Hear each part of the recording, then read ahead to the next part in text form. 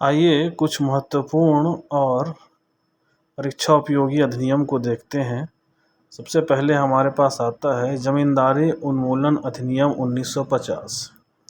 आज़ाद भारत का पहला बड़ा कृषि सुधार कदम इसे कहा जा सकता है। संविधान के लागू होने से पहले जमींदारी प्रथा के उन्मूलन की प्रक्रिया शुरू हो गई थी। उत्तर प्रदेश, मध्य प्रदेश, बिहार, मद्रास, असम और बॉम्बे ने यह अधिनियम बनाया था। जमींदारों ने अदालत में मौलिक अधिकारों के उल्लंघन की बात कही थी। अधिनियम का मुख्य उद्देश्य अनुच्छेद 19 के तहत संशोधन उन्मूलन कानूनों की संवैधानिक वैधता को सुरक्षित करना था। परीक्षा में ऐसे कई अधिनियम पूछे जा सकते हैं या आते हैं। उसी क्रम में आगे देखते हैं जन प्रतिनिधित्व कानून 1950। इस अधिनियम के तहत मतदाताओं की योग्यता, मतदाता सूची तैयार करना, निर्वाचन क्षेत्रों का परिसीमन, संसद और राज्य विधानसभाओं में सीटों का आवंटन आता है। इसका अगला देखते हैं जन प्रतिनिधित्व कानून 1951। इस अधिनियम के तहत चुनाव कराने के लिए प्रशासनिक मशीनरी की व्यवस्था, चुनाव अपराध रोकना, चुनावी विवाद निपटाना, उपचुनाव कराना, राजनीतिक दलों का पंजीकरण इस अधिनियम के तहत ही आता है। गौर से आप इसे ध्यान देके पढ़ें, जन प्रतिनिधित्व कानून 1950 और 51। इसके बाद आता है नागरिक अधिकार संरक्षण अधिनियम 1955। संविधान के अनुच्छेद 17 ने छुआछूत की प्रथा को खत्म किया है। इसकी धारा 3 से 7A छुआछूत को अपराध मानती है। दोषियों के लिए सजा का निर्धारण करती है। देखते हैं धारा 3 क्या कहती है। सार्वजनिक पूजा स्थलों में प्रवेश, पवित्र जल संसाधनों उपयोग करने से रोकना। धारा 4 दुकान, सार्वजनिक भोजनालय, होटल, सार्वजनिक मनोरंजन, श्मशान भूमि तक पहुंच से वंचित करना। किसी भी अस्पताल, औषधालय, शैक्षणिक संस्थाओं में प्रवेश से इनकार करना धारा 5 के अंतर्गत आता है।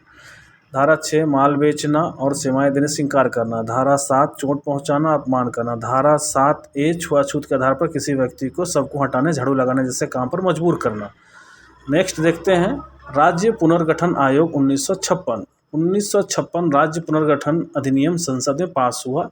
इसके तहत 14 राज्य और 6 केंद्र शासित प्रदेश बनाए गए।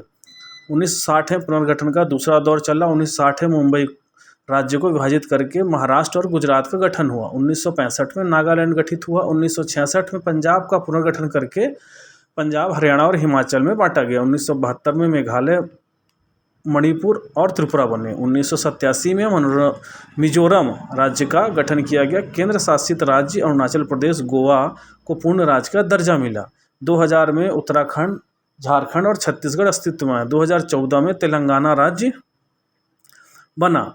2019 में जम्मू कश्मीर और लद्दाख को अलग अलग केंद्र शासित प्रदेश बनाया गया। ध्यान देंगे जरूर इस पर। नेक्स्ट आता है दहेज निषेध अधिनियम 1961। कोई भी ऐसी संपत्ति या मूल्यवान वस्तु जो शादी के समय दी जाती है उसको दहेज कहते हैं। यह इस अधिनियम का प्रावधान देखते हैं। धारा 2 दहेज का मतलब कोई भी संपत्ति या बहुमूल्य प्रतिभूति प्रत्यक्ष या अप्रत्यक्ष रूप से देना। धारा 3 के अनुसार दहेज लेने या देने का अपराध करने वाले को कम से कम 5 वर्ष के कारावास, साथ में कम से कम 15,000 या उतनी राशि कितनी कीमत उपहार की हो, इनमें से जो भी ज़्यादा हो, जुर्माने की सजा दी जा सकती है। धारा 4 के अनुसार अगर किसी पक्षकार के माता पिता, अभिभावक के रिश्तेदार प्रत्यक्ष या परोक्ष रूप से दहेज की मांग करते हैं तो उन्हें कम से कम 6 महीने या ज़्यादा से ज़्यादा 2 साल की कारावास की सजा और 10,000 रुपये तक जुर्माना हो सकता है। धारा 8 1 वर्ष के अंदर शिकायत। और ये धारा B नेक्स्ट देखते हैं 1951 से 1970 तक हुए संवैधानिक संशोधन क्या कहते हैं।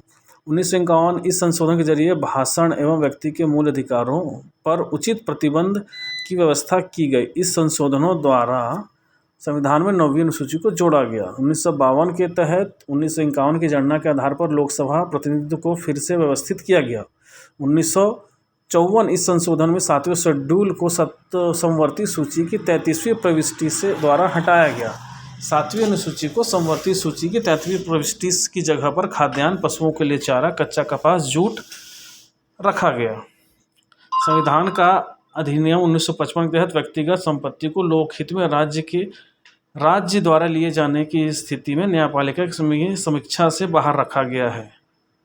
संविधान अधिनियम 1962 के तहत नागालैंड को विशेष प्रावधान के अंतर्गत राज्य का दर्जा दिया गया है।